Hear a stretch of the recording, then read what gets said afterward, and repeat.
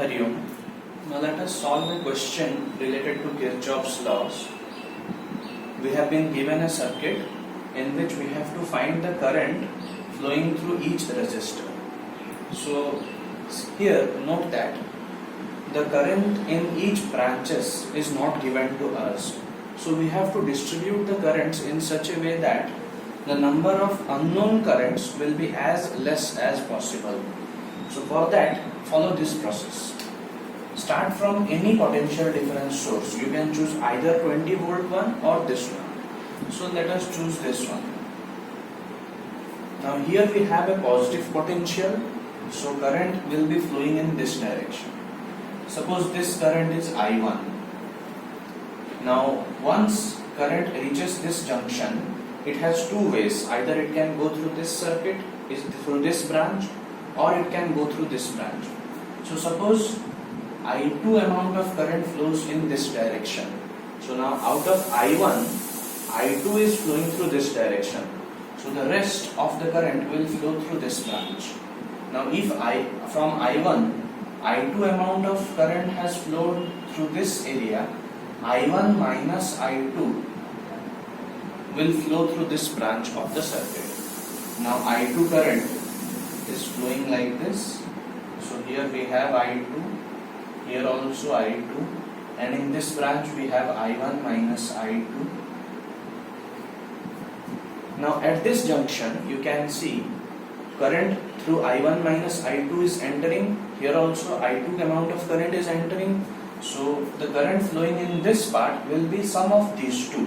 Now if you add I1 minus I2 and I2 will get cancelled. So current flowing in this part is I1. Now you can see that we have attained I1 amount of current which is flowing in this circuit. So our distribution is correct. So whatever question it may be, if current has not been given, you have to first distribute the current in all the branches. Now let us apply Kirchhoff's loop rule. We have two closed circuits here. This is one circuit and this is one circuit. So we can choose any point and move in any direction, clockwise or anti-clockwise. Suppose we move in clockwise direction. So the first circuit element is this resistor 5 ohm. Now the direction of our movement and the direction of current is opposite. So we have to take minus. What will be the potential drop? Potential drop across a resistor is current into resistance. How much current is flowing through this? I1 minus I2. So I1 minus I2 into the resistance, that is 5 ohm. After that we reach here. We strike at the positive potential of the battery. Since we strike at the positive potential, so we have to take plus. And since this is a battery, it will be just 20. Then we come across this resistor. Once again, our direction and the direction of current is different. So we should take minus. Now what will be the potential drop here? The current is I1 and resistance is 10. So current into resistance. After that we reach our initial point. So equals to 0. This is our one equation. Let us write this in a better way. So minus 5I1 plus 5I2. I have just opened the brackets here. Plus 20 minus 10I1 is equal to 0. Or minus 15I1 plus 5I2 is equal to minus 20. Or minus 15I1 plus 5I2 minus 20, or 15I1 minus 5I2 is equal to 20. I have taken minus common. We can also take 5 common from here. So this will become 3I1 minus I2 is equal to 4. This is our first equation. Now similarly, let us find out the second equation, that is, let us apply Kirchhoff's loop rule in this closed circuit. So once again, let us take a point and start in clockwise direction.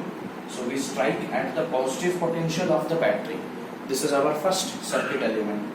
Since we strike at the positive potential, we have to take plus 10. After that, the next circuit element is this resistor, and note that our direction and current's direction is opposite, so minus. The drop will be current into resistance. Current is I2, so 5 I2. After that we reach another resistance, and here our direction and current's direction is same, so plus. Resistance is 5, so 5. Current is I1 minus I2. After that we reach our initial point, so equals to 0. Now if we simplify this, this will become 10 minus 5 I2 plus 5 I1 minus 5 I2 is equal to 0, or 5 I1 minus 10 I2 is equal to minus 10. This is our second equation. Now solving both these equations, you can get the values of I1 and I2. So let us solve these equations.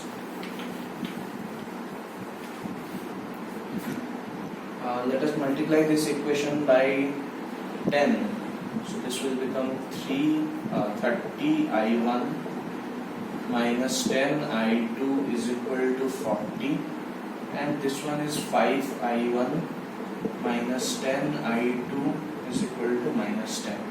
Let us subtract both the equations. So this will cancel, 50, and this will become 25. I1 is equal to 50, so I1 is 2. 50 divided by 25 is 2 ampere. I1 is 2 ampere. Put this in any of the equations. So 6, 3 into 2 is 6, minus I2 is equal to 4, and that's why I2 is also equals to 2 ampere. I2 is also equals to 2 ampere. Hence, we can conclude here that the current flowing through the 10 ohm resistor is 2 ampere, because current here is I1, so 2 ampere.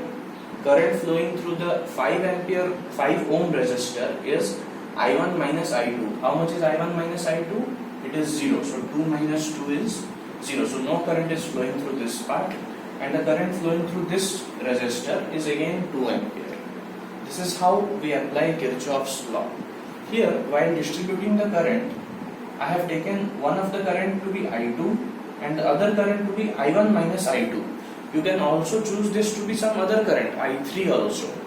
But in that case, you will have 3 different currents and you need 3 equations. How to get the third equation? Apply first rule, junction rule. That is, at this point, sum of currents entering will be equal to currents leaving.